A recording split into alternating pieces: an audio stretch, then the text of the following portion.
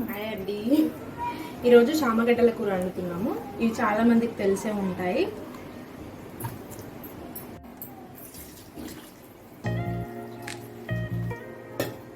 బాగా వాష్ చేసి బాగా కడిగేసి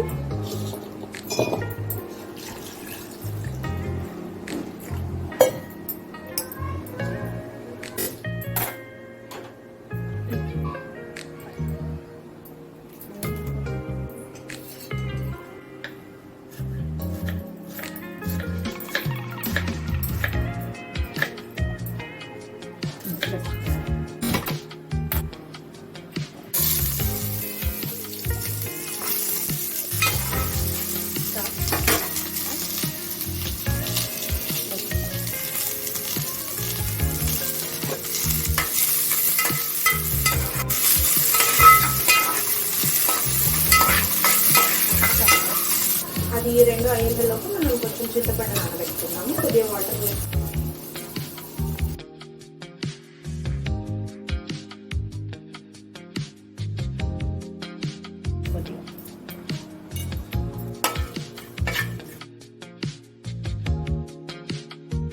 దీన్ని కూడా మిక్సీ పట్టుకోవాలి.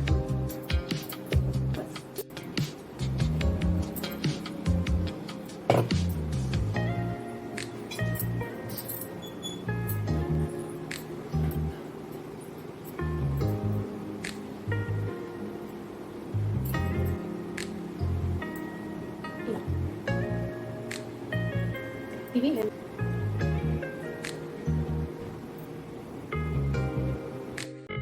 ఈ చామగడ్డలని పొట్టు తీసేటప్పుడు బెండకాయ జిగురు చేతికి ఎలా అంటుకుంటుందో వీటికి కూడా అలాగే జిగురు ఉంటుంది.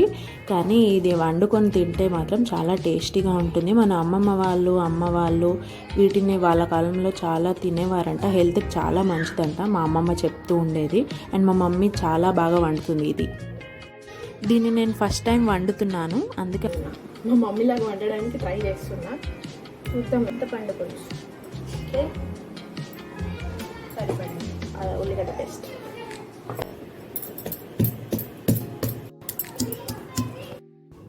అదే బగోన్లో ఆయిల్ వేసి దాంట్లో కొంచెం జీలకర్ర, కొద్దిగా అల్లం వెల్లుల్లి పేస్ట్ వేసి బిర్యానీ ఆకు కూడా ఒకటి వేస్తే సరిపోతుంది. మనకు సరిపడినంత కొంచెం 2 మిరియాలు, ఒక లవంగం పుల్ల వేసి మనం కొద్దిగా పసుపు కూడా వేసుకోవాలి.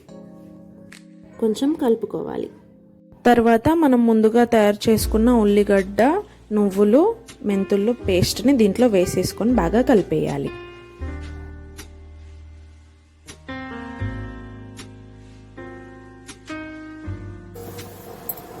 ఇప్పుడు కొంచెం కర్రీపత్త అంటే కళ్యమాకు ఇటు సైడ్ ఉండే అలవాటు అయిపోయింది కర్రీపత్తనడు. తర్వాత కొంచెం కొత్తిమీర వేసి వేగనివ్వాలి. ముందే ఎందుకు నేను ఇప్పుడు అంటే తాలింపుకి వేయకుండా ఇప్పుడు ఎందుకు కొత్తిమీర కళ్యమాకు వేస్తుంది అనుకుంటారేమో. వీళ్ళు ఇక్కడ సైడ్ ఉన్న వాళ్ళు అంటే ఎక్కువగా మా ఇంట్లో ఉన్న వాళ్ళు అయితే కళ్యమాకు కొత్తిమీర ఫస్టే మనము ఉల్లిగడ్డలు ధనియాలు అవన్నీ వేయించి ఉల్లిగడ్డలు ఇట్లా వేయించి గ్రైండర్ పెట్టినాం కదా, అప్పుడే కొత్తిమీర కర్రీపత్త కూడా వేసి గ్రైండ్ చేసి వేస్తారు. టేస్ట్ చాలా బాగుంటుంది. అంటే అదో రకం కావచ్చు, నేను మర్చిపోయినా ఫస్ట్ వేయడం, అందుకే ఇప్పుడు వేసేస్తున్నా.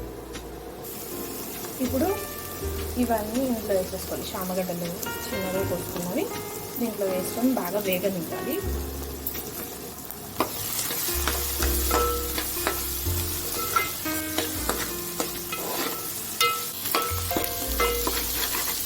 ఇది తొందరగా మాడిపోతుంది, ఎందుకంటే ముందే ఉడకబెట్టేసాం కదా.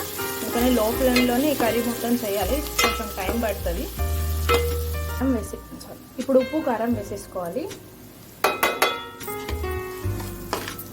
బాగా కలిపిన తర్వాత కొద్దిగా ధనియాల పొడి, కొద్దిగా కుడక పొడి, కొద్దిగా ఫిష్ మసాలా లేదా చికెన్ మసాలా, మటన్ మసాలా ఏదైనా సరే వేసేయచ్చు. కొంచెం క్వాంటిటీకి తగ్గట్టు. ఉప్పు కారం బాగా కలిసిపోయిన తర్వాత పక్కన పెట్టుకున్న చింతపండు పులుసుని దీంట్లో వేసేసి బాగా కలిపేయాలి. దీన్ని ఇంత నెమ్మదిగా ఇంట్రెస్ట్గా ఎందుకు చేస్తున్నా అంటే ఇది నా ఫేవరెట్ కర్రీ.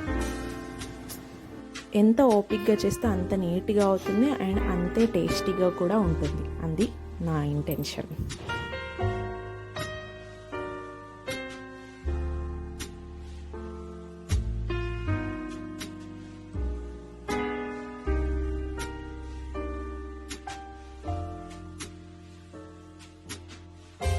ఇప్పుడు అందరూ అనుకుంటారు వీళ్ళకేం పని లేదు, ఉట్టి ఆ వీడియోలు తీసుకుంటూ పెట్టుకుంటారని.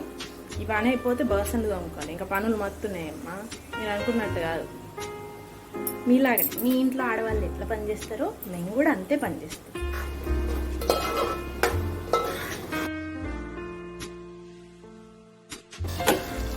స్టవ్ ఆఫ్ చేసి వేడి వేడి అన్నంలో కానీ చపాతీలో కానీ తినేయడమే, అంతే. Thanks for watching. Bye bye.